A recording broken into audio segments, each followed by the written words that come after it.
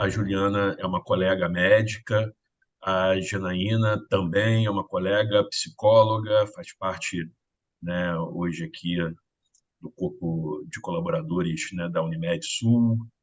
E vou entregar, então, primeiro a palavra à doutora Juliana e depois a gente vai, né, para Janaína e no encerrar, né, aqueles que quiserem fazer as perguntas, ou mesmo pelo chat, ou mesmo aqui, né, após as apresentações, por favor, fiquem à vontade, tá bom? Então, Juliana, vou dar a possibilidade de você se apresentar e começar aí as Joia, palavras. tudo tá bem. Boa noite, então, a todos. Eu sou a Juliana, sou médica e fiz uma especialização um pouquinho distinta aí, um pouco conhecida. Eu fiz terapia comportamental pela USP. Eu sou médica, eu sou formada pela Santa Casa, em São Paulo, e fiz a especialização na USP em terapia comportamental, que é uma especialização que não é exclusivamente médica, né? Fora do Brasil tem mais gente, mas ela é uma formação que, na maioria das vezes aqui no Brasil, é feita por psicólogos. Mas, para poder entender um pouquinho o tratamento do TEA, acabei caindo nesta área.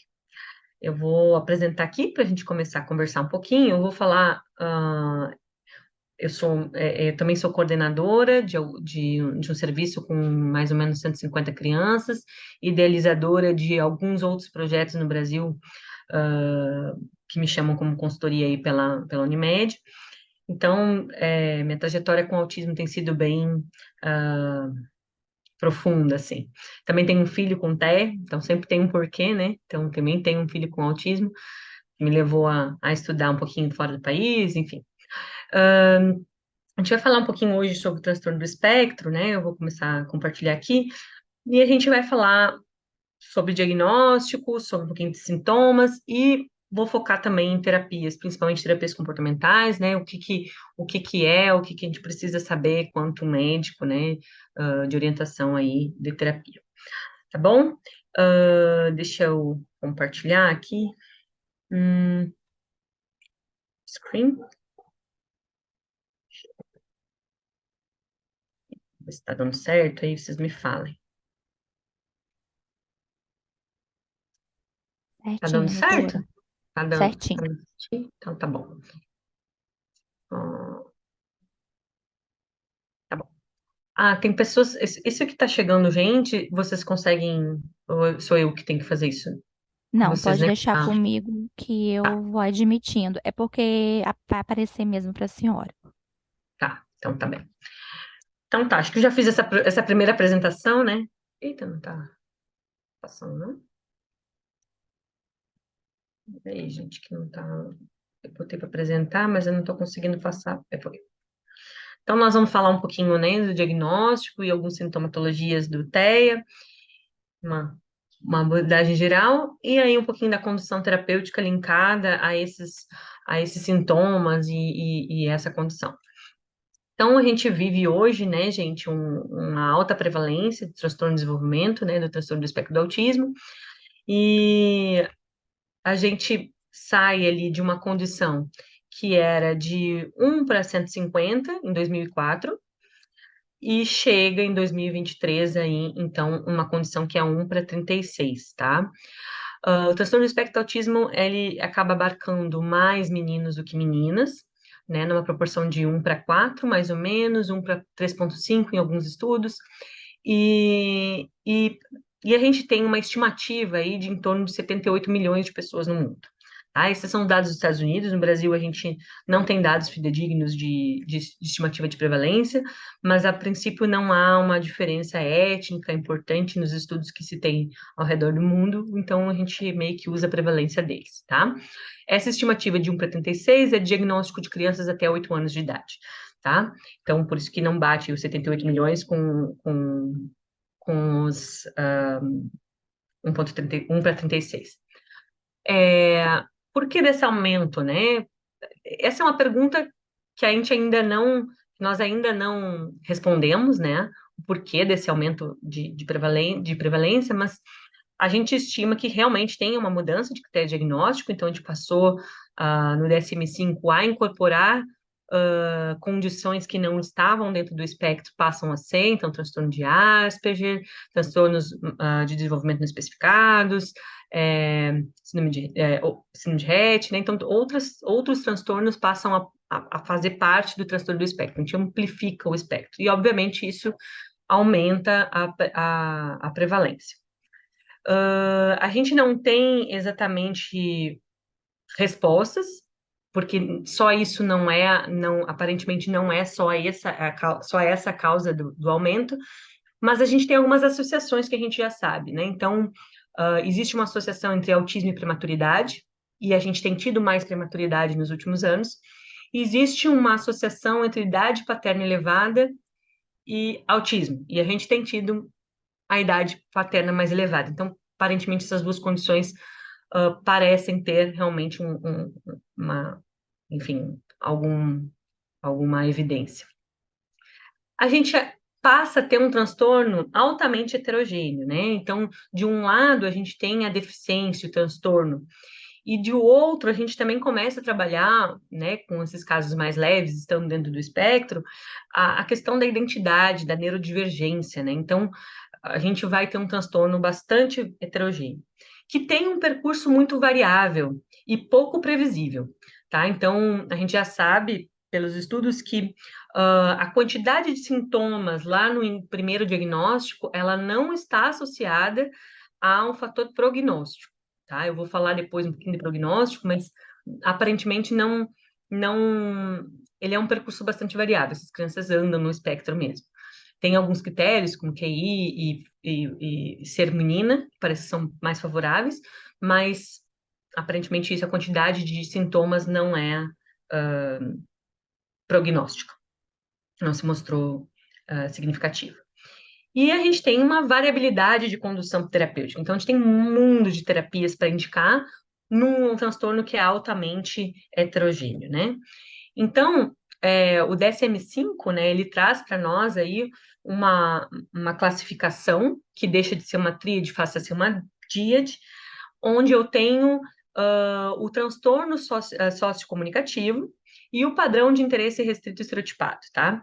Então, quando eu tenho essas duas coisas e esses sintomas, né, causam prejuízo significativo no funcionamento social, profissional e em outras áreas da vida, a gente tem o transtorno do espectro do autismo.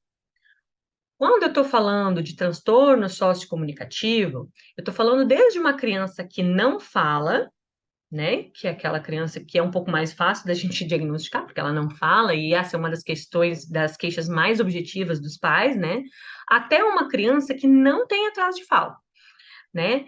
Mas, Juliana, como que ele tem um transtorno sociocomunicativo e não tem atraso de fala, né? Então, a gente vê essa criança que chega ali, que não tem atraso de fala, geralmente a gente acaba fazendo um diagnóstico mais tardio nela, né? Então, a gente tem uma alteração de prosódia, né? Então, a criança fala um pouco mais robotizada, ela tem dificuldade para entender contextos sociais, ela não entende sarcasmo, ela não entende duplo sentido, ou tem muita dificuldade em fazê-lo. Podem fazer, tá? Mas isso é um pouco mais artificial. E ela se coloca em situações sociais sempre muito dificultosas, né? Mas o que é, então, alteração de prosódia, né? A alteração de prosódia, a nossa forma de falar, nossos sotaques são aspectos sociais da fala. Entender uma piada é um aspecto social da fala. Então, embora essa criança não tenha um atraso de fala, ela tem um transtorno sociocomunicativo. E um déficit de relacionamento muito grande, em decorrência, de repente, uma criança que tem dificuldade de interpretação de texto, que tem dificuldade em entender o que leu, porque interpretar um texto se colocar, mind theory, né? Tipo, você tem que entender o que o outro quis dizer quando escreveu aquilo. Então, geralmente, acaba ficando desse lado de cá, né? E no meio do caminho, gente, a gente tem crianças com alterações da pragmática, tá? Então, é aquela criança que chega no consultório e a mãe diz assim, mas, doutora, ela fala. Tá, mas ela fala o quê? Ela fala cachorro, gato, celular, mamãe. Ela pega um livrinho, daqui a pouco eu olho e ela tá falando lá, nomeando tudinho. Falando o nome de tudo. Mas quando ela quer água, ela pede água? Não. Ela sabe falar água, eu já vi ela falando água em outros momentos, mas na hora de pedir água, ela não pede. que é isso, gente? Isso é uma alteração da pragmática, do uso social da fala. E, de uma forma muito simplificada, que eu vou falar aqui, né? Por que que isso ocorre, né? Dentre as características do cérebro autista, que são várias, a gente tem um cérebro que é desorganizado, um cérebro que tem uma alteração no sistema inibitório e que tem... Desculpa, gente, entrou uma criança aqui. Vou dar só um minutinho de pausa aqui, um minutinho que fui invadida. Maurício. Perdão, gente. Então, a gente tem um cérebro que essencialmente está desorganizado, né? Que tem uma alteração de sistema inibitório e um aumento de dopamina mesmo. E é um cérebro que, por ter essa alteração de sistema inibitório, ele faz... A gente, quando está fazendo várias coisas, a gente faz uma coisa de cada vez muito rápido. As pessoas com TEA, elas conseguem fazer várias coisas ao mesmo tempo.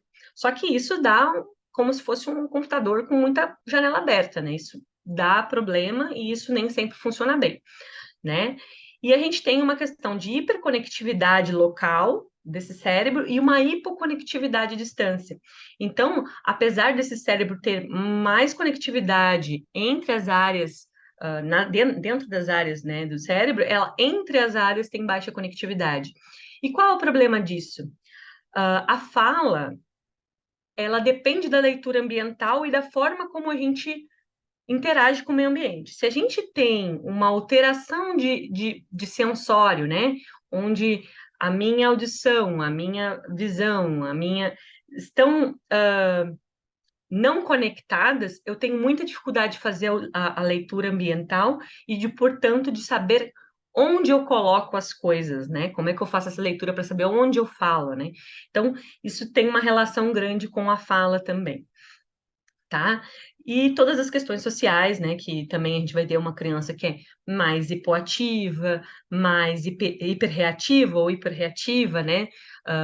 Quando bebezinho, e criança que tem, sim, uma alteração na forma de interagir com os pais. Deu problema de novo aqui, não tá passando. Agora passou demais. Aqui onde nós estávamos, tá. Então, ainda no transtorno sociocomunicativo, né? A gente sabe que a criança tem... mas a criança tem até os 3 anos para falar, né? Se a gente olhar realmente a curva de dispersão de fala, né? A gente vai ver que essa criança, até os 4 anos, existe uma variabilidade muito grande do que uma criança fala e a outra criança fala, e isso está dentro de uma faixa da normalidade. Mas a questão não é tanto a quantidade de fala, mas o que essa criança fala, né? Então, eu vou ter uma criança que daqui a pouco não chama a mamãe, mas sabe as letras e os números e as formas, mas ela não consegue chamar a mamãe com 1 ano de idade. Isso é um problema. Se a criança não fala mamãe com 1 ano de idade, isso é um sinal de alerta. A gente tem um comprometimento também na comunicação não vocal, né? A gente não fala não verbal na comportamental, mas acho que na parte médica a gente acaba usando não verbal, não vocal. Então, essa criança aponta, ela dá tchau, ela faz cadê, ela bate palma, ela compreende, participa de parabéns, ela olha para onde você aponta, ela olha para onde você olha, ela faz o que a gente chama de visual regard. Então, você pega um objeto na mão, você tranca assim, e a criança olha para você como quem diz assim: epa, o que você está fazendo? Você segurou meu brinquedo. A criança com TEA, ela tende a brigar com a sua mão como assim, tentando abrir a sua mão, mas ela não referencia para você. Isso é um sinal de comunicação não verbal. É o primeiro sinal, contato visual com pedido como pedido, né? Tipo, ei, abre a mão aí, né? E essa criança tem dificuldade em fazer isso. Uma criança típica, ela pode até falar pouco, mas ela precisa comunicar muito através desses gestos e olhares. Ela precisa entender o que está fazendo, ela precisa seguir instrução, né? E ela articula com intenção comunicativa. Então, faz gestos, cadê, onde está, né? Então, mesmo que ela não fale palavras, ela comunica muito. E fora isso, tem o que ela fala. Eu nunca esqueço que eu tinha um paciente lá pelos 2, 3 anos, falava assim, mas ele fala, não, ele fala tudo. Mas tá, e quando ele tá saindo, quando a gente quer passear, quando a gente quer andar de carro, ele fala que ele quer andar na cadeira vermelha. Eu disse, não, mas peraí, isso é um uso. Desculpa. Alô? Vocês estão me ouvindo, gente? Alto e claro. Estamos ouvindo bem. Sim, Estão me ouvindo? estamos Tá, ouvindo. então tá bem. Posso continuar? Sim, pode continuar. Pode continuar, doutora. Então, eu sempre lembro desse caso, né, que a gente fala que era a cadeira vermelha para dizer que queria passear, porque a cadeirinha de bebê dele era vermelha. Isso é um uso não funcional da fala, isso é alguém que está tentando, mas está tropeçando, né, na comunicação, né, um uso não usual da fala. Ainda falando desse cérebro desorganizado e do DSM-5 como base, né? A gente tem os padrões de interesse restrito estereotipados, né? Então, uma necessidade, esse cérebro desorganizado, esse cérebro hiperexcitado, ele tende a querer um mundo constante, né? Então, nas crianças de comportamento de padrão mais primitivo, um cérebro um pouco mais primitivo, a gente vai ver o que na tentativa de organizar esse cérebro?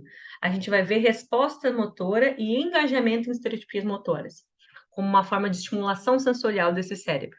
Lembrem que aquele cérebro está com pouco conectividade à distância, então aquela criança tem uma dificuldade de organização sensória, uma dificuldade de interagir, e ela se engaja em estimulação sensorial quase que todo o tempo, né? Nesse lado de cá. Do outro lado, eu vou ter uma criança que tem um interesse por sequência, por padrão, por ritual, um brincar rígido, não consegue brincar com outra criança. Por quê? E isso na verdade, se a gente parar para pensar, é a mesma fisiologia, né?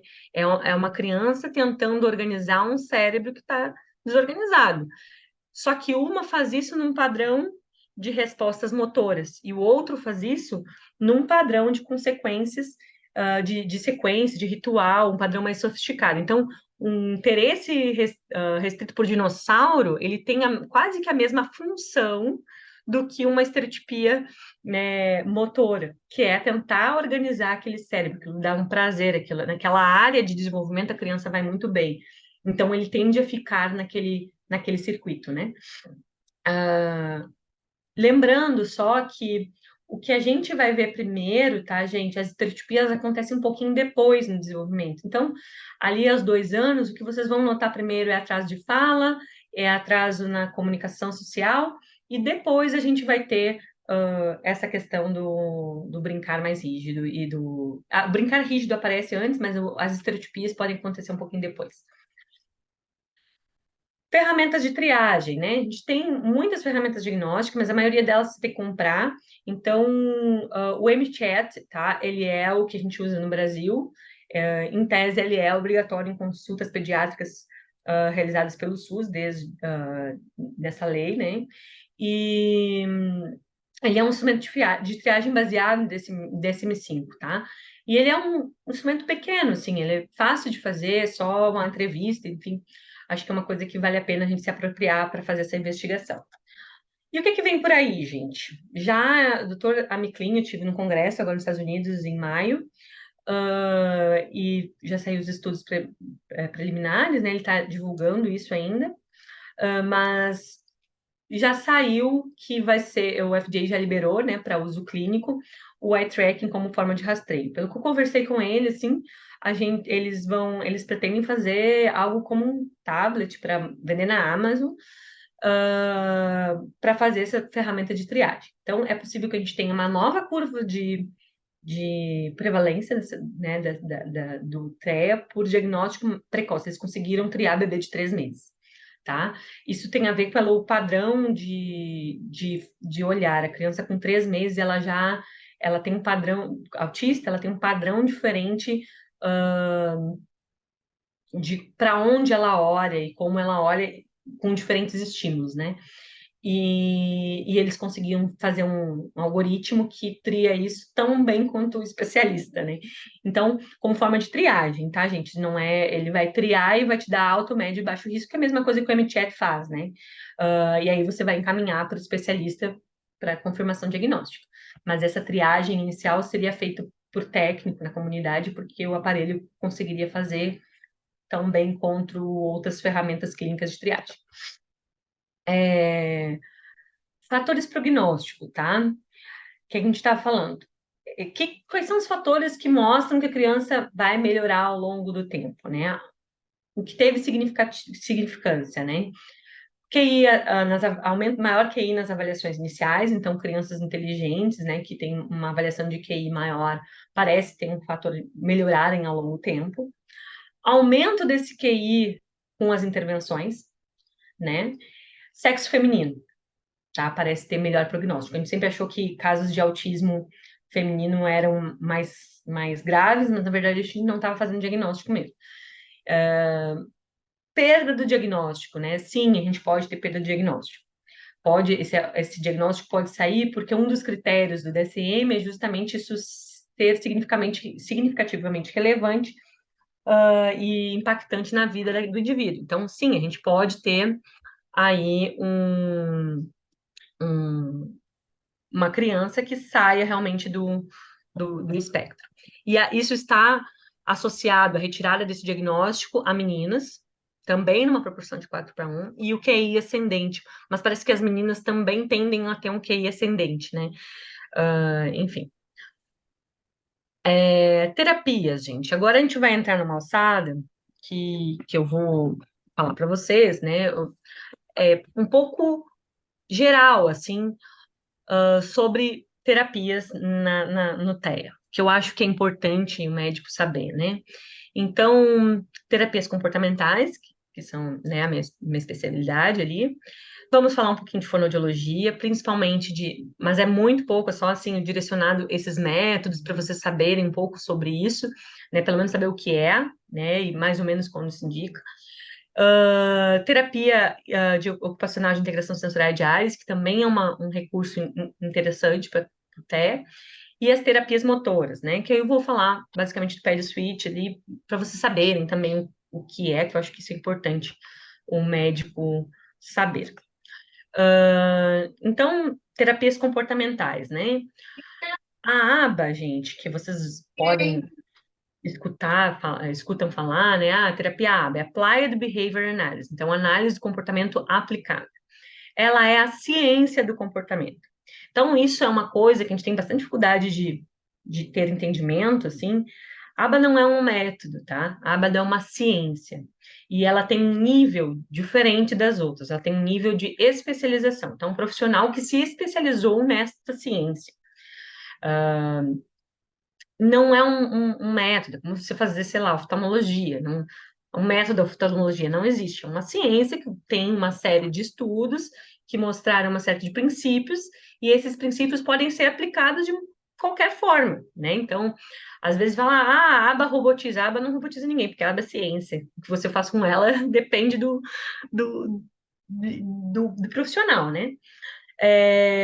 Dentro da aba, dentro do guarda-chuva dessa ciência, alguns analistas do comportamento desenvolveram protocolos específicos. E aí que entra o Denver, o PECS, o PRT, o método Lovaas. Isso sim são métodos, tá? Então, o Denver, o PECS, o PRT, o Lovaas, eles são métodos da ciência análise do comportamento, tá? Só que esses são métodos, eles têm marcas registradas, eles são de institutos, são de instituições privadas, tá? Então, um analista do comportamento, desenvolveu um protocolo, fez estudo em cima desse protocolo, funcionou e passou a vender isso, tá? Mas eles são métodos comportamentais. E eles exigem certificação específica. Então, se você quer fazer PECS, você tem que estar credenciado ao Instituto do PECS. Se você quer fazer Denver, que é o SDM, né, que é uma intervenção precoce de modelo Denver, você tem que estar ligado ao MIND. Se você quer fazer TEACH, o TEACH ele não é exatamente um programa comportamental, porque ele iniciou antes. Eles fizeram uma revisão de vários vários procedimentos que funcionavam com autismo, só que a maioria desses procedimentos são comportamentais, por isso que eu coloquei ele aqui. Então, são técnicas específicas que se mostraram com nível de evidência, tá? Dentro da aba, a gente pode ter tanto o ensino incidental, naturalístico, quanto o ensino por tentativa discreta. O que é esse DTT, o ensino por tentativa discreta? É o que comumente as pessoas falam, o aba de mesinha, o aba de mesinha. O aba de mesinha, ele é dito assim porque o Lovász usou essa técnica, né, lá em 1986, na aba de 1986, e ele usou essas práticas pela primeira vez com autismo e usou dessa forma, né? No ensino de tentativa discreta, a gente decompõe o ensino em vários pequenos passos e aí vai dando auxílio para a criança em conformidade com a necessidade dela, né? Então, por exemplo, se eu quero ensinar uma criança a pegar um copo d'água, então eu vou lá no ensino de tentativa discreta. Tentativa número 1, eu vou dar uma ajuda física total. Então, vou dizer assim, fulaninho, pega a água. E aí eu vou pegar a mãozinha dele e vou dar ajuda física total para ele pegar a água. E aí eu vou dar um reforço que não tem a ver com a água. Vou dar, sei lá, um chocolate para ele, uma estrelinha, depende da criança, né? Aí depois eu vou dizer de novo, fulano, pega a água, dei ajuda física. Quando a criança estabilizou ali com a ajuda física total, eu vou passar por uma ajuda física parcial, ou seja, só vou dar um toquinho nela. Fulano, pega a água. Dei um toquinho e ele pega a água. Até que no final eu digo assim, fulano, pega a água. E ele pega sem ajuda nenhuma. Isso é ensino por tentativa discreta. Cada vez que eu tento, é discreta de unidade matemática, tá? Cada vez que, como unidades discretas de contagem. Então, tu pode contar vez por vez e registrar cada vez que você tenta uma tentativa nova. Não existe melhor ou pior. Este é uma forma de ensino da análise do comportamento, tá? Uma estratégia. A gente pode, e ela não é necessariamente pior ou melhor, ela só tem indicações mais específicas, porque você faz controle de estímulos. Então, para crianças que precisam de todo esse controle, precisam, ponto. Tem criança que não precisa, tá? E as técnicas de ensino incidental? No ensino incidental, a criança é que te guia, ela acha alguma coisa que ela goste e você tem que ali botar o seu alvo. Então, a criança escolheu lá um bate-bate, eu tenho que ensinar a imitação. Então, vou dizer, faz assim, ó. Ai, tô brincando ali com ela, faz assim. E aí, assim, ó. E aí, ajudo ela e ela faz. Mas ela que escolhe, eu não tenho tanto controle dos estímulos, porque eu não sei o que ela vai escolher. E é uma prática bem mais naturalística, né? Mas as pessoas confundem um pouco essas duas estratégias. O NET, ele é o ensino que ocorre no ensino natural. Não necessariamente ele é incidental, porque incidental é assim, a criança escolhe, você não tem controle sobre os estímulos. No NET você pode estruturar tudo, mas ele pode ser com uma cara mais naturalística, num ambiente mais natural, tá? Então, dentro da terapia ABA, né, dentro das terapias comportamentais, dentro da ciência da análise do comportamento, a gente tem vários protocolos. O modelo Denver, por exemplo, é um ensino, ele usa parte de estratégias naturalísticas para depois entrar no ensino por DTT. E pasmem, existe DTT dentro do Denver, tem uma análise de fluxograma de quando você vai estruturando até chegar em ensino estruturado, mas ele sempre parte do incidental. O PEX, por exemplo, você tem uma tentativa discreta, você programa muito bem, mas ele ocorre também em ensino natural, em ambiente natural. O PRT é o pai do Denver, né? Tipo, quase que tudo que vem do Denver veio do PRT. E o Lovász é o método que é mais tradicional, que é o ABA de mesinha aí, que é mais o ensino estruturado, tá? E tem pouco de NET, né? Que foi o primeiro, né? O que deu origem ao uso da terapia ABA para autismo. Porque terapia ABA, tá? Análise do comportamento, ela é ciência do comportamento.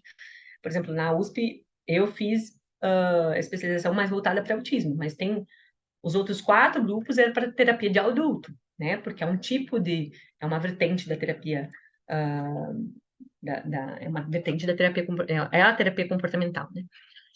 Então, agora, gente, eu vou passar para vocês aqui um filminho só para vocês verem a aba no ambiente naturalístico, tá?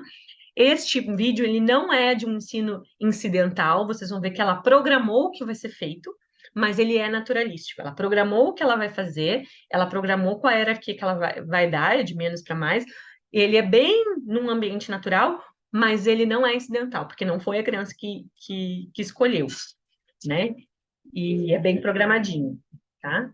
Eu vou ir comentando aqui o que ela está fazendo, só para vocês verem uma vez na vida o que é uma terapia comportamental, aba em ambiente natural.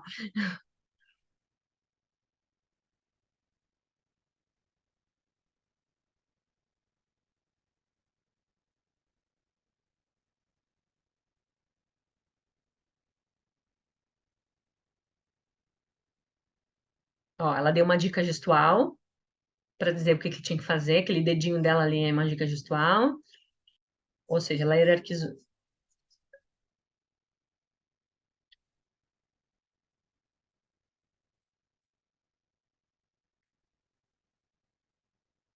Aqui ele está trabalhando várias habilidades, né? Habilidade, vai lá e de novo. Aqui ele não precisou de dica.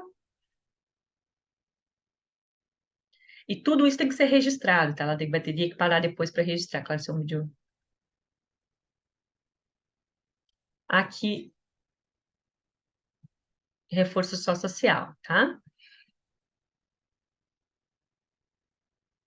Aqui já é uma imitação de dois passos, tá? Ela primeiro pegou de baixo para cima, depois e aí mandou ele fazer.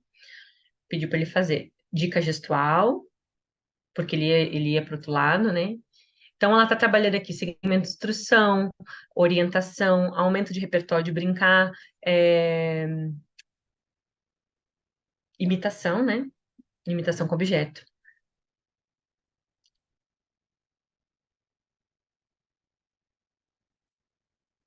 Olhando assim, parece que ela tá só brincando, né? Mas não é não, tá, gente? Ela tem bastante técnica aí. Imitação, interação social, atenção compartilhada, contato visual, tem muita coisa sendo trabalhada aqui, ó. E depois, para tomar dado disso, é bem. Agora, aqui de novo, ela vai trabalhar uma sequência, ó. Não olhou, tirou fora. Voltou. Ó, reforçou por olhar. Ó,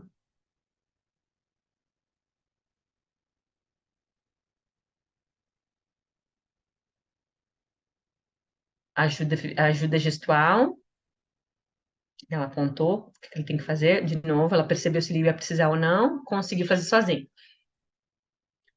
E aí ela reforçou mais por ele ter feito, né?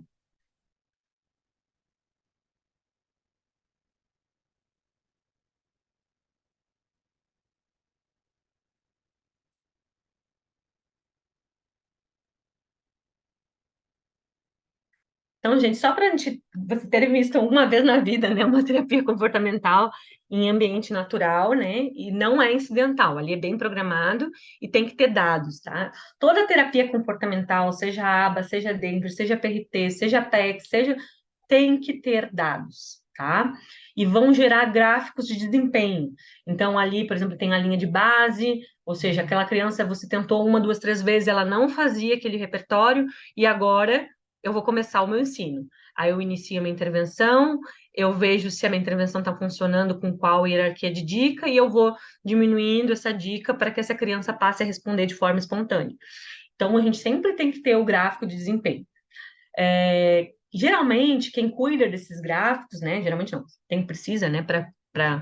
Quem cuida desses dados é o analista do comportamento. Né? Lembre-se que eu falei que isso é uma ciência em nível de especialização. Então, o analista do comportamento é quem vai ver os gráficos de desempenho, a estruturação dos programas, o tipo de ajuda que ele vai ser fornecida durante cada procedimento, tá? As terapias comportamentais ABA, Denver, todas as comportamentais, elas têm. Você sempre tem que fazer um plano de ensino, então. Chegou para vocês, disse que está fazendo aba, peça um plano de ensino, tá? Precisa saber qual é o plano, quais são as metas de ensino para aquelas crianças. E todos esses protocolos, gente, eles geralmente abarcam comunicação expressiva, então a capacidade da criança de pedir, de apontar como forma de pedido, de nomear, né? Saber o nome das coisas, fazer imitação vocal, tudo isso faz parte de comunicação expressiva, tá? Comunicação receptiva, segmento de instrução, discriminação, né? Pega o vermelho, pega o verde, aponta, me mostra, a própria imitação, né? Imitação motora, imitação vocal, controle instrucional, brincar social, atenção compartilhada e também as barreiras, né? O que aquela criança tem de barreira para o ensino, tá? E isso tem protocolos também que você avalia as barreiras comportamentais e as possíveis causas e como você vai conduzir isso para tratar. E existe uma hierarquia de habilidades a serem ensinadas para essa criança. Por que eu estou falando disso aqui para médicos, né? Porque é importante, a gente saber o que a gente tem que cuidar quando a gente indicou uma terapia ABA. Está fazendo ABA mesmo? Tem que ter tudo isso aqui, né? Tem que ter plano de ensino, tem que ter analista do comportamento e tem que ter, pelo menos, o gráfico de desenvolvimento daquela criança, antes e depois. E também porque a gente indica muito TO, fono, psicopedagogo, mas existe uma diferença muito grande no Brasil e no mundo com relação a isso, tá? A terapia base do autismo, que tem mais evidência, são as terapias comportamentais. Mas no Brasil, a gente não tem um subsídio público para essas terapias de uma forma consistente, né? Então, a gente também tem que analisar a capacidade das famílias em realizar esses planos terapêuticos, né? Então, às vezes, a gente prescreve lá 15, 20 horas, mas a família consegue fazer 4. E aí, eu peço para ela fazer fono, TO, psicopedagoga e ABA. Ela faz uma sessão de ABA que já abarca a comunicação expressiva, né? Então, a gente tem que elencar prioridades, né? Porque senão a gente vai ter uma pessoa ensinando comunicação expressiva de uma forma e outra pessoa ensinando comunicação expressiva de outra forma. A fono, até a psicopedagogia, deveriam entrar na rede ABA como um suporte de comunicação alternativa. Então, se eu estou ensinando lá, se a minha prioridade lá agora é imitação vocal, bom, então quais são os gestos do multigesto que eu posso usar, né, de suporte, que a minha auxiliar terapêutica vai aprender junto com a fono, para ela botar mais horas em prática. Uma coisa que muito diferente, né, fora do Brasil para cá, né? Fono não deveria ser feito em 4 paredes, né? Isso deveria ser treinamento para outras pessoas fazerem aquele procedimento. Porque se a gente tem uma criança com dificuldade de comunicação, pensem que uma criança típica está 24 horas, 24 não, 8 horas por dia, de tempo que ela estiver acordada, recebendo input social, ou seja, uma determinada forma de comunicação. E ela aprende com aquilo. A criança que não aprendeu dessa forma, ela vai precisar de uma outra forma.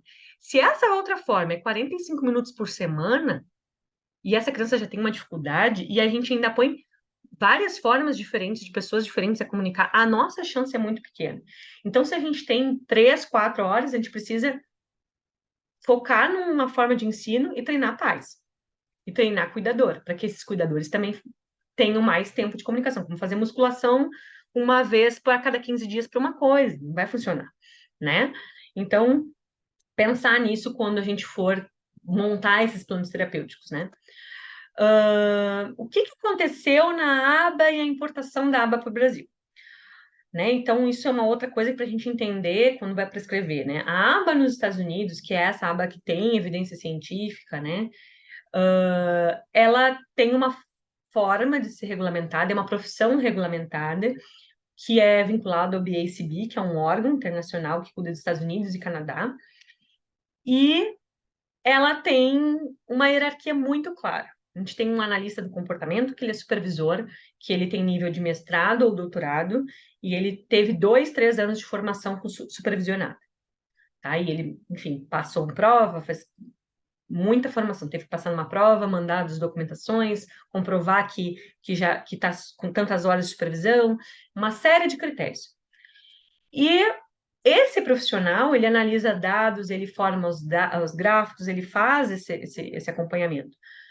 Mas quem aplica direto com ele é um profissional de nível técnico, cuja a única exigência é ser maior de 18 anos e ter high school. Por quê?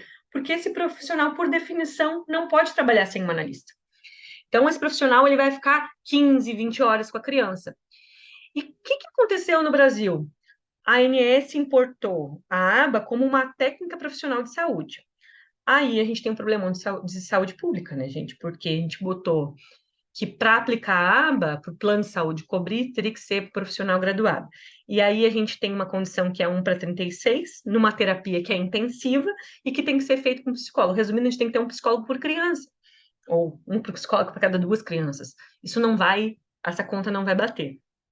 Tá? Então, a gente precisa, no modelo da Capixaba, a gente faz, sim, terapia com mais de um por sala, porque isso é o que tem evidência. Se Estados Unidos e Canadá, que são países muito ricos, que despejam $12.000 por mês por criança para fazer terapia, a gente usa o RBT para fazer aplicação, no Brasil não faz sentido a gente querer que esse profissional tenha 3º grau.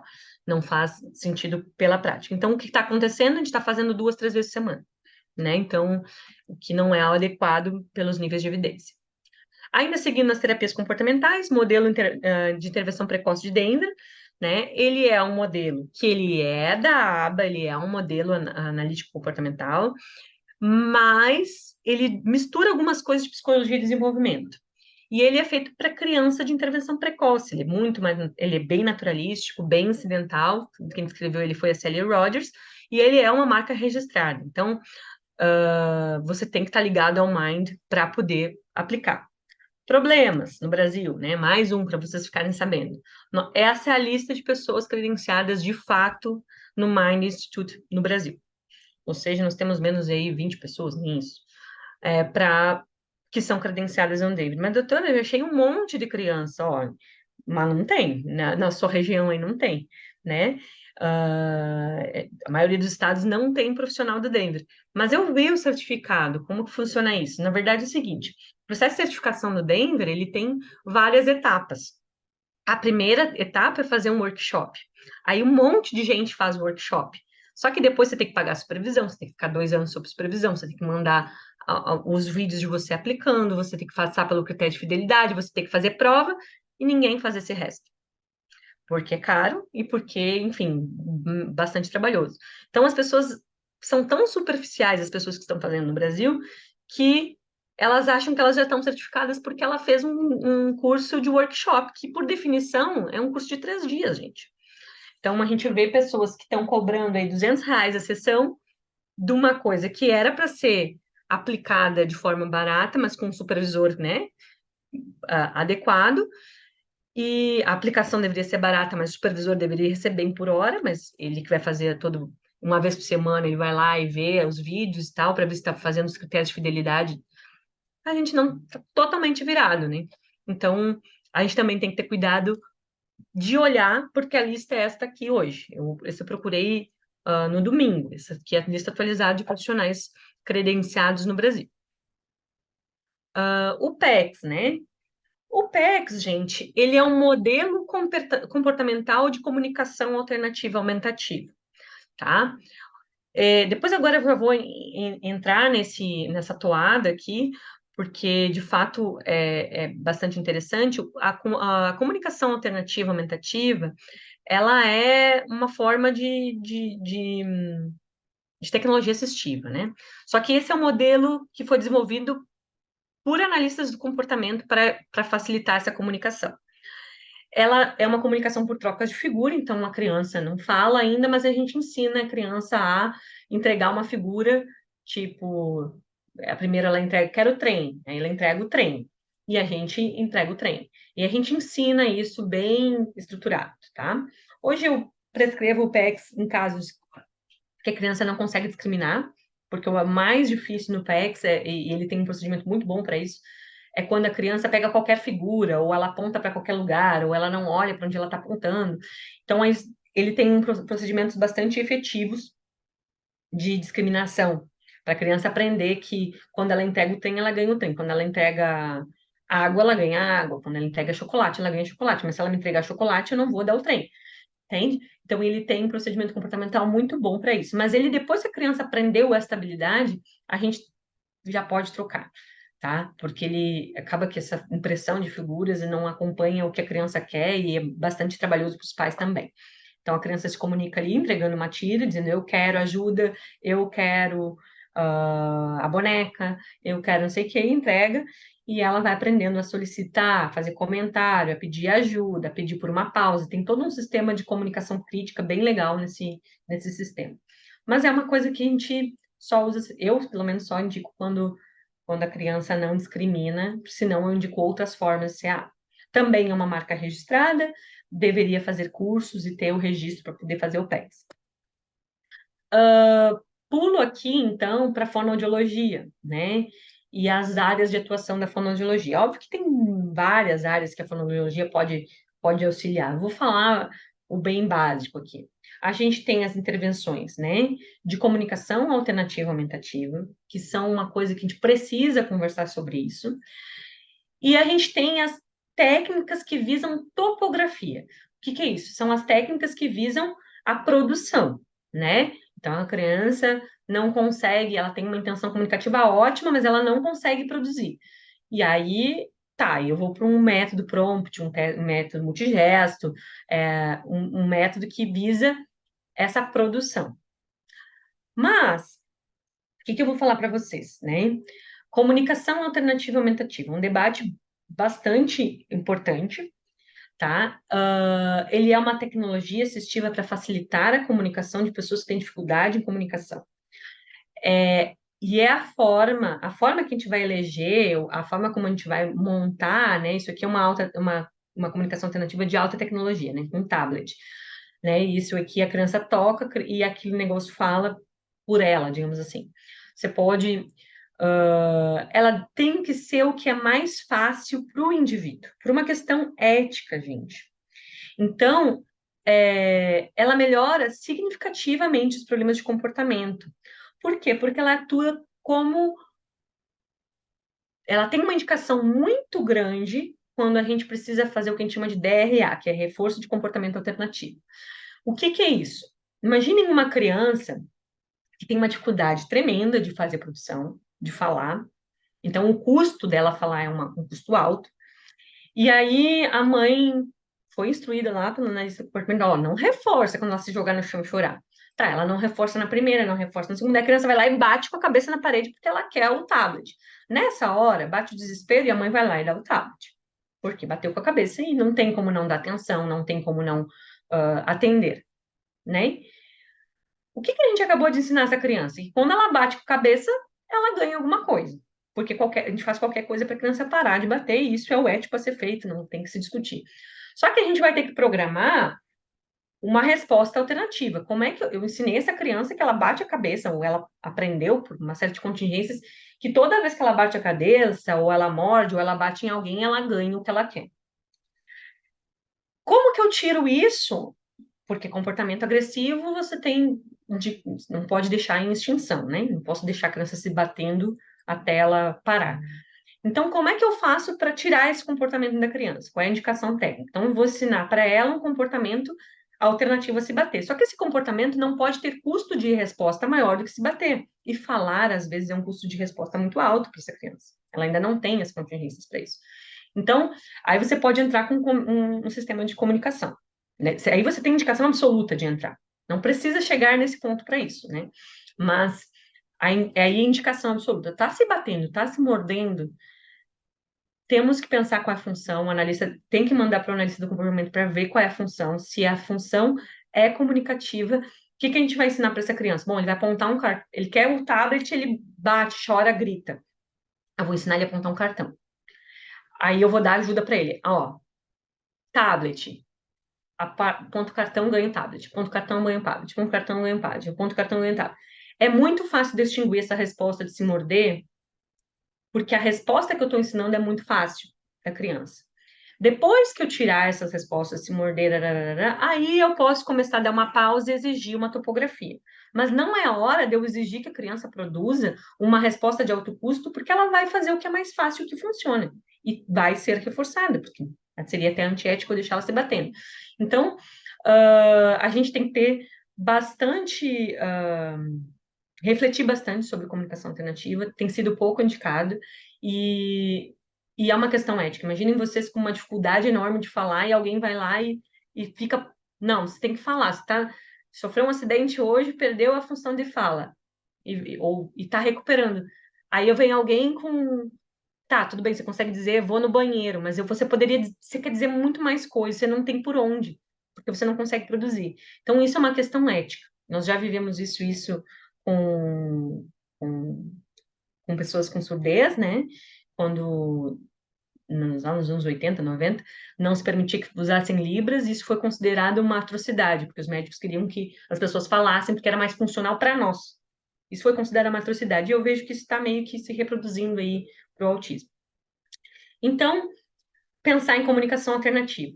Não atrasa desenvolvimento de falar, mas ele vai tocar um negócio e vai falar. Não. Crianças com autismo têm uma tendência a terem memória visual muito grande. Então, o uso da modelagem pelo aplicativo tende a dar referências visuais para verbos, por exemplo, que ele teria muita dificuldade de lembrar sozinho. Então, os estudos mostram que isso acelera o desenvolvimento da linguagem, tá? Multigesto, prompt e esses outros técnicas, né, que são, na verdade, são gestos, são técnicas de manipulação, né, no caso do prompt, de pontos articulatórios, né, são bem legais para crianças que têm um repertório básico, né? A criança quer comunicar, ela já tem comportamento de ouvinte, ela já tenta imitar, mas ela não consegue. Então, aí a gente vai pensar nessas técnicas mais específicas de prompt, multigesto, né? Técnicas mais específicas de indicação. Integração sensorial de AIRES, tá? Isso é a terapia ocupacional com integração sensorial. Isso foi descrito em 89, né? Pensando no quanto que a interação com o ambiente e as alterações sensoriais da pessoa com TEA interferiam nas relações, né? E na capacidade dessa criança interagir com o meio.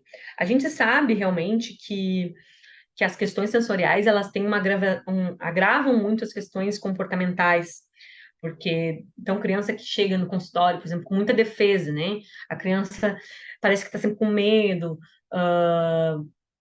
não tolera barulho, não quer ficar perto de pessoas, enfim, tem uma série de critérios, mas estas crianças que vocês percebem que são muito arredias, que fogem da interação meio que com medo, né, da questão sensorial, essas crianças poderiam se beneficiar da terapia de integração sensorial, tá?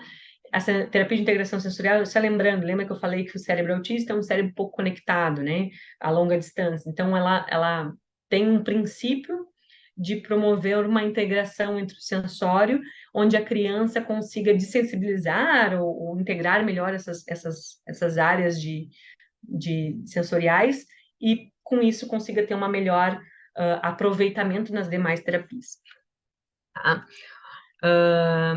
E as terapias motoras, né? A gente está falando aí de...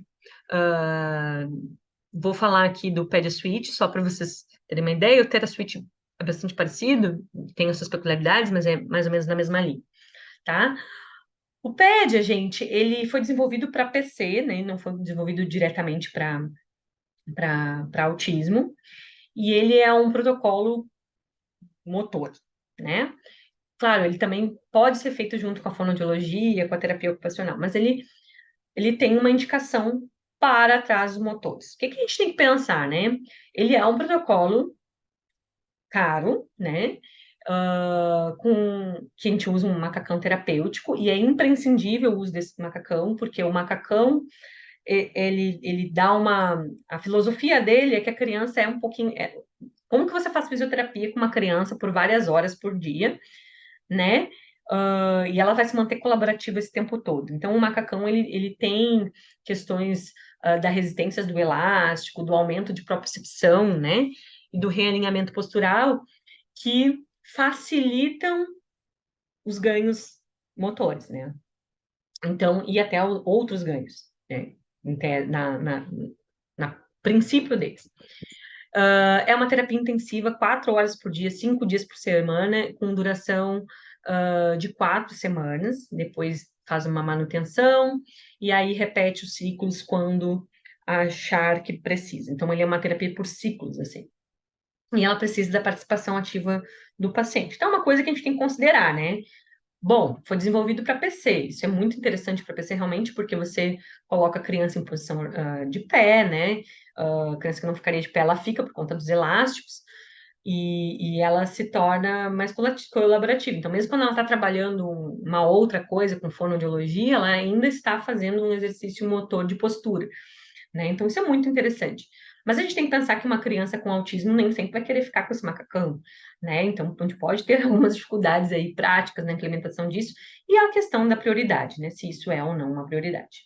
Então, por fim, para encerrar aqui a minha fala, que eu acho, né? A engrenagem das terapias, né? E o transtorno do espectro do autismo. Nós, como médico, né? Minha geração aí, e o pessoal, a gente não teve nenhum treinamento nessa área, né? Mas o que eu entendo é que a gente precisa se apropriar um pouquinho mais dessas terapias, porque no final a nossa prescrição tem valor. A gente tem que se conciliar, sim, com o TO, com o fono, com o psico. A gente tem que estudar muito isso, né? Mas a gente precisa considerar algumas coisas na indicação dessas terapias, né? Desenvolvimento, a necessidade específica de cada criança, não é toda criança, a gente está falando de um espectro super amplo, não é toda criança que precisa de 20 horas, 30 horas, 40 horas de terapia.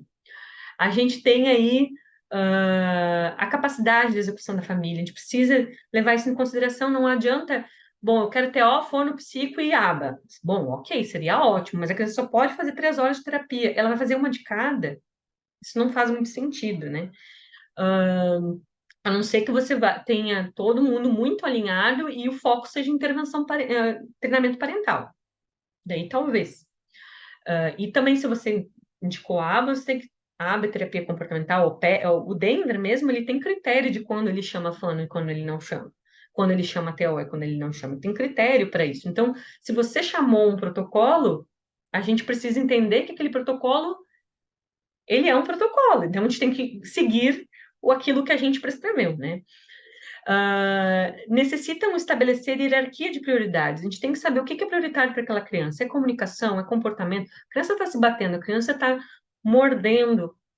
Manda na lista do comportamento, vê qual é a função desse comportamento, e depois que vocês tiverem a função do comportamento estabelecida, é comunicação, é atenção, né?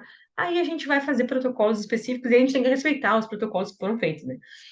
Porque senão fica fica pipocando uma coisa na outra, né? E a observação de não conflitam entre as estratégias, né? A gente não pode conflitar isso com uma estratégia com a outra. Então, se a gente estabeleceu que tem que fazer um DRA, que é um pedido, né? Que a gente vai apontar um cartão, não é hora de eu fazer o prompt e exigir que aquela criança fale. Porque eu estou num protocolo de diminuir o custo de resposta para diminuir um comportamento problema. Então, a gente precisa entender isso na hora que a gente está prescrevendo. E a família vem com muito anseio. Falou, eu quero que fale, então eu vou para a fono. E nem sempre é assim. A fono é mega importante, mas ela é mega importante para dar suporte para as pessoas que vão aplicar isso. Ela isoladamente, 40 minutos por semana, sem falar com o pai, sem falar com a mãe, sem falar com o auxiliar terapêutico que está mais horas com a criança, sem falar, não vai fazer verão, né? Não é assim que funciona. E aí, uma coisa que eu gostaria de deixar a mensagem aqui, né? Nós, como médicos, a gente não é farmacêutico, a gente não sabe tudo sobre medicamento, mas a gente estudou o mínimo para saber como que se fundamenta mais ou menos como que funciona uma medicação, quais são as indicações dessa medicação, e eu vejo que no TEA, como a gente não teve isso na faculdade, pelo menos não a nossa geração, e ainda acho que está difícil de chegar nas novas, né? A gente vai precisar estudar, porque não dá para a gente indicar alguma coisa sem saber o que está indicando, porque as mídias sociais estão enormes, os pais estão à mercê de uma série de informações e perdidos, né? Então a gente precisa realmente estudar quando eles vêm com uma proposta, se isso faz sentido, se isso tem sentido na literatura, se isso tem sentido para essa criança, pedir ajuda da TO, da fono, da psico, pedir a opinião dessas terapias multi que estão mais próximas, pedir a avaliação do analista do comportamento. Tá bem? Acho que essa era a minha informação. Aqui só para vocês saberem, né? O SUS, ele dá treinamento online gratuito de terapia ABA, tanto para pais, quanto para cuidadores, quanto para profissionais da saúde.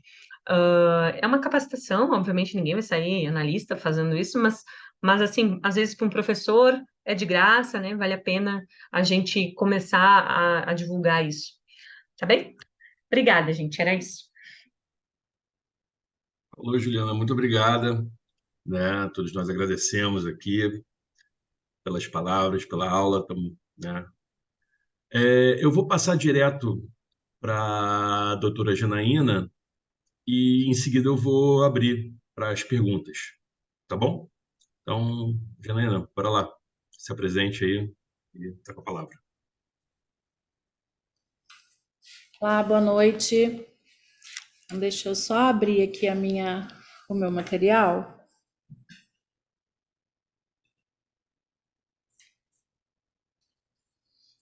E aí, não foi de novo, né?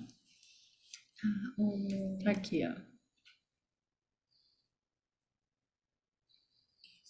Tá aparecendo. Já tá aparecendo. Isso, só Mas botar como eu pra... boto, então, aqui. Só Ok. colocar Para ficar amplo para eles. Isso. Esse aqui. Foi? Foi não. Vai de novo. Aí. Foi. Agora sim, né? Então, vamos lá. Bem, meu nome é Janaína, né? A minha formação é em psicologia.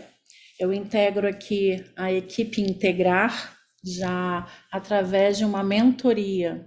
Então, eu entro no Integrar como mentora, logo no início aí de toda essa transformação, vou fazer um histórico aqui para que a gente se atualize de como chegamos ao Integrar, né? A minha primeira especialização é em neuropsicologia, depois análise do comportamento, e aí a gente vai estudando todo o processo de desenvolvimento, né? Através atualmente também do meu mestrado, que é de desenvolvimento infantil e aprendizagem. Então vamos lá aqui, ó, em 2019, o CEL inicia nas terapias especiais, né? Com 3 profissionais na época, e os principais profissionais eram uma psicóloga, um fono e um terapeuta ocupacional. Nesse momento, a Unimed recebia 5 crianças encaminhadas para essa ciência em aba. Em 2023, a gente já tem aí um cenário completamente diferente, o desenvolvimento de todo o CEL através das terapias especiais precisou de se transformar e de aí criar o Integrar. Então, em 2023, a gente desvincula as terapias especiais do CEL e hoje a gente tem uma unidade exclusiva para esse tipo de terapia que a doutora acabou de apresentar na metodologia e em todas as características aí da ciência e de alguma metodologia. Não foi.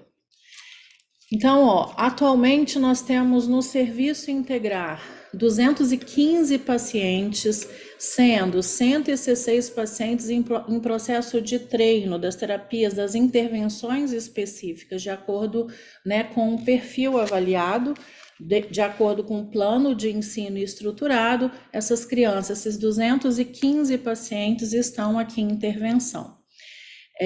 Desses 166 pacientes em processo de intervenção, 23 pacientes estão atualmente recebendo aplicação, que é a intervenção, e sendo reavaliado. A importância da reavaliação se dá exatamente para a gente verificar como é que está o desempenho dessa criança, o desenvolvimento dessa criança de acordo com o PEI, né, com um plano de ensino estabelecido. Então, com uma média de 6 a 8 meses, a gente reaplica, a gente reavalia essa criança para que uma atualização nesse programa de ensino seja feito. Nós temos atualmente, para a entrada do serviço, novos 49 pacientes, ou seja, em avaliação de primeira vez, 49 pacientes. Então, assim, daqui a aproximadamente 2, 3 semanas, esses pacientes já estão entrando para que o analista do comportamento construa esse plano de ensino para que ele receba as intervenções no nosso setor. Com todo esse crescimento, nós precisamos de desenvolver parcerias e hoje nós direcionamos para a rede credenciada 58 pacientes. Oi? Oi, tem um áudio aberto. Pediu para que todos verifiquem. Obrigado.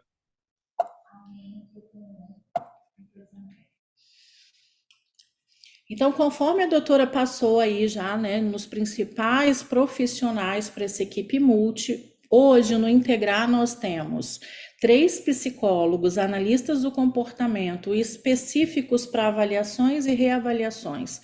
Então, a gente separou a equipe de avaliação justamente porque nós temos o propósito de verificar também no processo de avaliação como é que está a generalização desse aprendiz. O aprendiz é o paciente que está recebendo as nossas intervenções.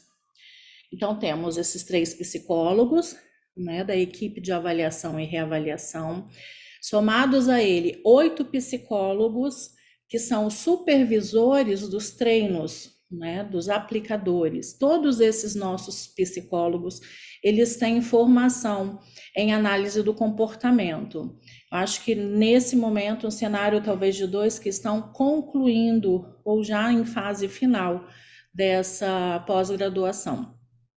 Temos atualmente 37 assistentes terapêuticos, que são os profissionais, que são os apoiadores desses profissionais psicólogos, supervisores, analistas do comportamento, no qual eles aplicam todo o treino, todo o programa, né? Esse profissional, ele fica diretamente na sala com todos esses assistentes terapêuticos. Então, por exemplo, eu, Janaína, tenho uma equipe de assistente terapêutico e eu fico ali naquela sala conduzindo e orientando e pontuando e dando suporte a toda a necessidade desse assistente terapêutico. É um fator diferencial porque geralmente nas outras clínicas a gente não tem um analista do comportamento dentro da sala o tempo todo, e aqui a gente faz questão de ter. Todos esses apoiadores dos psicólogos, que são os nossos ATs, nós escolhemos que eles estivessem na graduação de psicologia. Então, eles estão aí na fase de estudo, de conhecimento também da ciência da psicologia, o que nos dá um suporte ainda mais diferenciado. Nós temos na equipe um psicopedagogo. Esse psicopedagogo hoje ele faz o papel de mediador entre escola, profissional de psicologia, a nossa equipe de profissional de psicologia, analista do comportamento, juntamente com a família. Então, através de dúvidas que a escola tem mediante o processo de aprendizagem daquela criança ou alguma queixa comportamental, esse psicopedagogo, através de reuniões agendadas de forma online, colhe essas informações, divide com a equipe toda que está aqui no Integral para poder orientar essa família também e essa escola da melhor maneira possível, para que a gente consiga, assim, né, uma melhor qualidade aí no desenvolvimento dessa criança também no ambiente escolar. Nós temos na equipe atualmente 6 fonoaudiólogos, 3 terapeutas ocupacionais e temos 3 supervisores, analista do comportamento em CBA, que são os nossos prestadores de serviço, que é toda aquela certificação internacional. Então, nós temos aqui no serviço, uma vez por semana, todos os profissionais passam com essa supervisão. Então, todos os profissionais, além dessa supervisão, têm também oferecer o tempo de supervisão para os ATs, os assistentes terapêuticos também, que acompanham aí a equipe dele.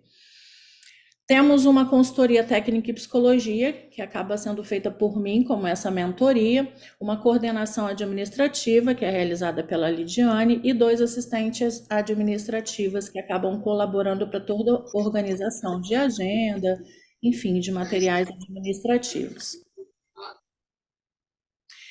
Essa foto é um pedaço e uma parte da nossa equipe, né? Tem alguém querendo perguntar algo? Acho que não, né? E aí eu vou apresentar agora como é que funciona, como é que é esse fluxo de atendimento. Então, nós temos aqui a entrada para o serviço através de um encaminhamento que geralmente vem pelo neuropediatra, né? Recebendo esse encaminhamento, ele está aí descrito, está solicitando um atendimento para intervenção em terapias especiais através de aba? Se sim, se nessa prescrição, se nessa indicação vem esse encaminhamento em aba, nós temos aqui a entrada no serviço integrar através da nossa primeira avaliação. E aí a avaliação vai ser realizada de acordo, o protocolo escolhido para essa avaliação vai ser de acordo com a idade e com a necessidade daquele paciente, né? Então, nós, com essa equipe de analista do comportamento, eles fazem aí as intervenções para, depois dessa avaliação, eles encaminharem esse documento através do laudo para a nossa equipe de intervenção, que são os outros grupos de analistas do comportamento, e também uma devolutiva para a família, onde a partir dali é apresentado esse documento, esse laudo, para posterior o profissional que vai recebê-lo apresentar o plano de ensino, plano de intervenção. De acordo com essa avaliação, ele vai ser direcionado para a nossa intervenção precoce, que é aqui no integrar, ou se não houver no momento, né, a possibilidade de receber essa criança aqui no integrar, a gente transfere ela para a clínica terceira. Tá? Vale ressaltar que a nossa avaliação e a nossa reavaliação, mesmo indo para uma clínica terceira, é realizada aqui no serviço integrar, justamente para a gente poder acompanhar mais de perto a evolução, né, desse aprendiz. Nós temos a possibilidade também de, nesse momento, receber aqui para essa avaliação a intervenção que é infanto, juvenil e adulto. Hoje, né, na nossa estrutura física do integrar, nós não temos muito espaço para podermos realmente atuar dentro dessa demanda juvenil e adulto. Então, a gente também terceiriza com uma clínica terceira esse tipo de atendimento. Tá? Verificando aí, através de todas as reavaliações, o próprio corpo de avaliadores daqui vai sugerindo ajustes, né, na estratégia de intervenção.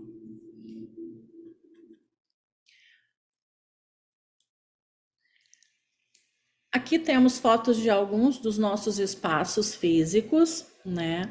Temos aqui psicólogos, ATs, temos a sala de integração sensorial, onde tem essa parede aqui de escalada, piscina de bolas.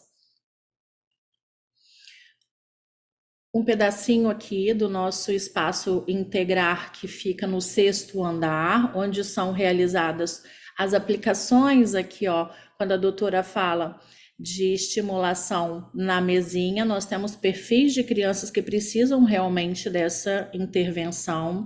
E em especial nessa foto é um treino com a orientação da própria família. Essa foto aqui à direita é um aprendiz que está sendo orientado pela própria mãe.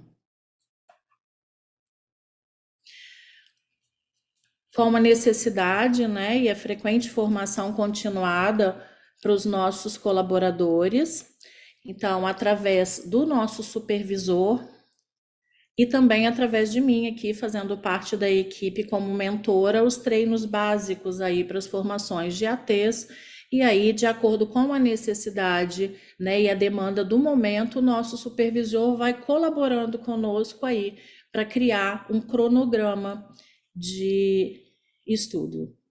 Então, hoje é esse o cenário do integrar e eu fico aqui à disposição para que vocês possam vir, né, conhecer realmente o espaço.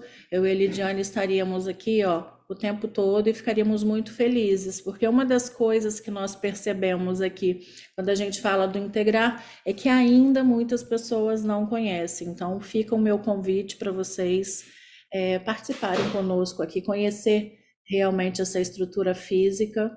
Estamos aqui à disposição. Ana, muito bom, Janaína. Obrigado, né, pela exposição. E vou abrir agora aí, né, já de antemão, agradecendo as duas doutoras, abrir o espaço para quem quiser fazer alguma pontuação ou pergunta. Está aberto, agora é a hora. Boa noite, Luiz Carlos. Graziele, tudo bem? Oi, Grazi, boa noite, vamos lá. Parabéns pela aula, meninas. Parabéns, doutora Juliana. Obrigada, Obrigada. Janaína. O serviço, né, a gente está em ampliação e eu acho que tem uma satisfação muito grande, uma entrega muito grande da Unimed.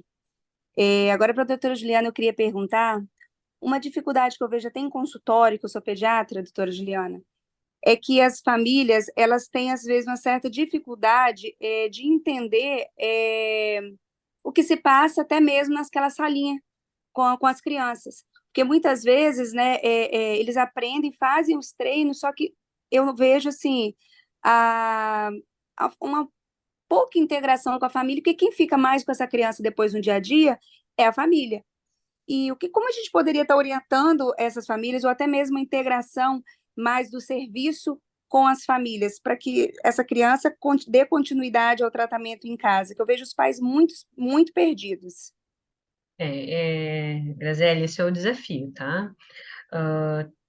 Às vezes a gente tem que botar na balança ali, né? É uma dificuldade para o terapeuta, tá? Porque explicar para outra pessoa, a gente também não tem uma formação tão específica para coaching parental, né? Que são áreas que também nos Estados Unidos é bem estabelecido, aqui a gente não tem tanto isso, então é uma dificuldade, claro, de capacitação de equipe, mas também a gente escuta o outro lado, né? Eu me envolvi no projeto, né, do Integrar, e uma das meninas disse, gente, como é que eu faço para os pais não vêm, os pais não querem, enfim. Então, tem os dois lados. E tem aquela questão também, né, que às vezes aquele é o único momento que aquela família tá, né, aquela mãe tá conseguindo respirar, né? Então, tem a dificuldade técnica, tem a questão, e tem a questão, né, de ser o único momento que aquela família às vezes tem para respirar, é o momento que a criança está ali. Mas eu acho, gente, que isso ajuda muito quando nós, né, da área médica, instigamos isso na família. Olha, a criança precisa de todo o tempo de estimulação que ela puder. Se você estiver fazendo uma coisa fora, eu sempre uso essa analogia, né? E a sua fono, a sua analista do comportamento estiver fazendo uma coisa dentro dessa linha, não vai funcionar. Então a gente precisa, aí é a gente também, quanto médico, exigir, né, da clínica e exigir da família também, né? Não vai funcionar, como fazer musculação para uma área técnica de cada vez. Então, para uma área do corpo de cada vez, né? Tipo, vou fazer musculação para o braço, depois vou fazer musculação para o pé. Mas eu acho que a melhor forma, tá, Grazi? Talvez seja aquele curso, por que que eu botei o último slide, né? É isso, é promover treinamento. Existem cursos de graça, gente, para esses pais. E eles entenderem um pouquinho da lógica da análise de comportamento ajuda muito quando um terapeuta for falar, porque também esse degrau terapeuta-família tem que diminuir, né? E é difícil, né, do serviço também ter uma organização para ter uma educação continuada com os pais, de promover cursos, né? Então, acho que nosso papel, quanto médico aí, é dizer assim, quem sabe você procura uma especialização nisso, porque isso também motiva os pais a entenderem o que está acontecendo, a questionar, a exigir também do plano, de quem está na intervenção e participar. Então, acho que... E depois, no final, quando a gente consegue, une tanto a equipe, quando a equipe consegue treinar os pais os pais veem o resultado, a roda gira de um outro jeito. Né? Mas acho que talvez uma coisa que ajude seja incentivar a fazer curso de formação na mesma linha que está fazendo, né? E e exigir também, né, que as terapias sejam mais abertas, né? Então, acho que é por aí. Acho que é conscientização mesmo e incentivar o treinamento. Não tem muito, muito mistério, muito jeito. Ah, ótimo. Obrigado, Juliana. Obrigado, Grazi, pela interação. Wilson, quer interagir, meu irmão? Olá, boa noite. Queria agradecer as palestrantes, acho que as aulas foram sensacionais, muito claras, né? Parabenizar o projeto da Unimed, que saiu muito rápido e chegou onde está, e a gente tem feedback muito bom de quem está lá dentro. Então, é mais uma coisa de excelência que a Unimed implementa e inova dentro da cidade, né? Então, a gente fica muito feliz de participar dessa família aí da Unimed fazendo esses nossos empreendimentos, digamos assim. Eu tenho uma dúvida em relação ao método ABA, essas terapias. Esses pacientes conseguem ir de alta? Como que são os critérios de alta? A gente vê eles perdurarem, às vezes, por muito tempo dentro das terapias e não fica muito claro para mim se eles vão conseguir, em algum momento, ser liberados de alta para poder dar seguimento isso em casa. Como que funciona isso? Jana, você quer responder? Pergunta de cardiologista, tá? Então, desculpa aí a pergunta, talvez simplória. Não, assim, existe um momento, né, que essas crianças é, atingem um desenvolvimento que ela não tem mais atraso, ela tem mais uma peculiaridade. Em geral, nesse momento é quando ou elas vão para uma terapia clínica mais convencional, né, mais para dar um suporte, né, e manter uma certa vigilância, e aí você vai reavalia com o neuro, com a própria equipe, né, de tanto em tanto tempo. Existem alguns casos que você manda só para uma intervenção mais focada em habilidade social, porque daí eu digo que é refinar, né? Então já não tem mais atraso de desenvolvimento, a gente vai tratar só habilidade social, que é um outro aspecto.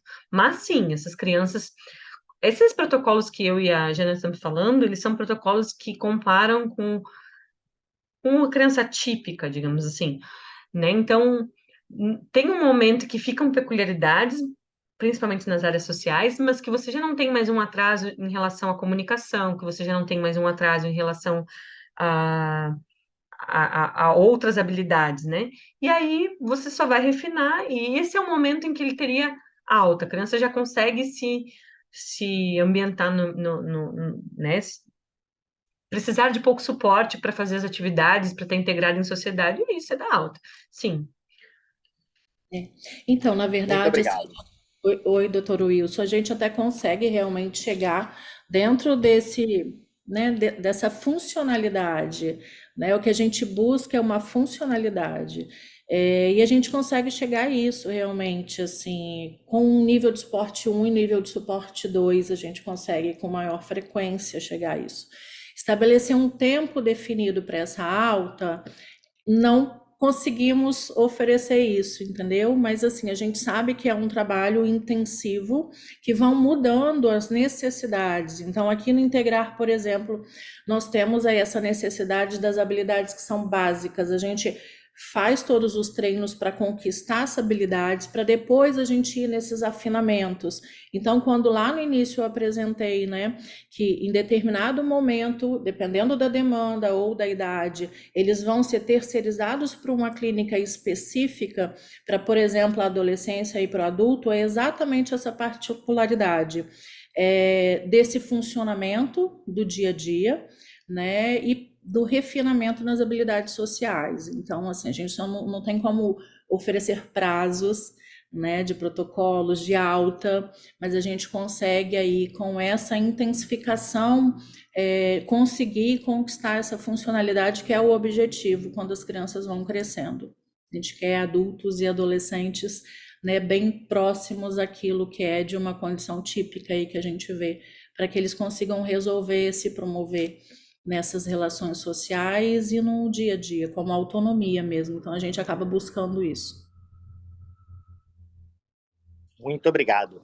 Só para complementar, existe muita resistência das famílias quando chega a esse ponto? Como que é essa relação? Qual ponto que seria? O de encaminhar para De um dar outro alta, tipo eu de acho. terapia Isso, ou a alta? o ponto de dar alta, quando eles estão, quando entendem como ter as habilidades das crianças mais típicas, a família, por ter essa relação muito próxima, esse acolhimento muito grande, se torna algo difícil, existe uma resistência da família nesse sentido, ou é natural, isso corre de maneira natural? Depende de como é que vai ser também em paralelo aos treinos de funcionalidade, o acolhimento e a orientação dessa família, né? Então a família precisa de estar junto para que ela realmente vá verificando essa funcionalidade no dia a dia daquela criança, daquele adolescente, por exemplo, né? E quando a gente fala das terapias lá para a primeira infância, é orientar essa família que ela vai receber alta de um determinado padrão terapêutico para que ela vá se desenvolver dentro de de um outro contexto de necessidade de habilidades. Então, assim, se realmente, e aí eu vejo isso mais na adolescência, se ela não está vendo esse desenvolvimento dessa funcionalidade como geral, nesse dia a dia, a família tem uma certa resistência, tem um medo de como é que vai ser isso daqui a 1, 2 anos. Então, assim, a gente precisa de ir provando na prática. Quando a gente fala de adolescentes, por exemplo, a gente precisa de ir provando nessa prática. E aí, naturalmente, a família vai entendendo que, por exemplo, as terapias podem ser espaçadas, não precisa de ser aquele quantitativo de horas que se fazia antes. Então, assim, é um desenvolvimento em comum. O processo terapêutico da criança, do adolescente e os profissionais junto com a família orientando para que ela também enxergue, né, e verifique as novas necessidades aí desse rumo. E em geral, né, Janaína, a criança que desenvolve bem, que você vai dar alta, né, ela é uma criança que ninguém pai quer fazer 10 horas de terapia para o seu filho, gente. Então, ter que ficar lá no serviço 10 horas sentado não é uma coisa prazerosa, ninguém quer isso, né? Então, quando a família tem de fato uma alta, porque a criança está bem, eu, pelo menos, como médico, eu, filho, vai botar no futebol, agora é vida que segue, vai botar no escoteiro, no futebol, agora ela já tem habilidade básica para seguir nesse rumo. Em geral, isso é muito bem aceito. Quando, aí fica realmente a questão de habilidade social. Isso ainda vai ficar um traquejinho, mas isso é outro tipo de intervenção, né? A gente até, em outros serviços, a gente tem serviço na Unimed, né, que tem grupo de habilidades sociais, né? Isso é muito legal, porque daí um serviço que você junta vários pacientes, faz grupo de apoio, grupo de suporte, nada é dificuldade dela. Existem protocolos internacionais para você triar habilidades sociais, e aí você só troca a intervenção, é um pouco mais fácil, né? Olha, seu filho está pronto, e está todo mundo querendo ir para o grupo de habilidade social, né? Porque o momento que o seu filho vai para o grupo de habilidade social, você já sabe que, né, do grupo específico de habilidades sociais, você já sabe que ele melhorou. Então, São é uma emoção para a família. Então, o que eu vejo é isso, se a criança realmente teve uma alta porque ela atingiu desenvolvimento, isso não costuma ser problema. E aí até é bom ter uma parceria, né, com os médicos, com os pediatras. Olha, às vezes tem um apego à equipe, tem medo de perder o horário, né? Essas coisas às vezes acontecem. Mas, gente, a gente trabalhou para isso. Trabalho na lista do comportamento é não ter trabalho, né? Tipo, é ir em direção à alta. E a gente sabe que a terapia ABA dá um bom resultado, né? Então, é isso aí. Eu vejo que a resistência às vezes existe porque talvez a criança não esteja tão pronta, porque daí aí tem algumas outras coisas, no caso de vocês, que vocês direcionam para outro serviço, né? Se for um critério por idade, talvez tenha mais, mas se for um critério por desenvolvimento, não vejo tanta resistência com as famílias. Muito obrigado. Queria agradecer mais uma vez a vocês duas em nome do Centro de Estudos, tá? Acho que foi direto ao ponto. Muito obrigado, assim, brilhante a aula, tá? Boa noite para vocês, agradeço mais uma vez.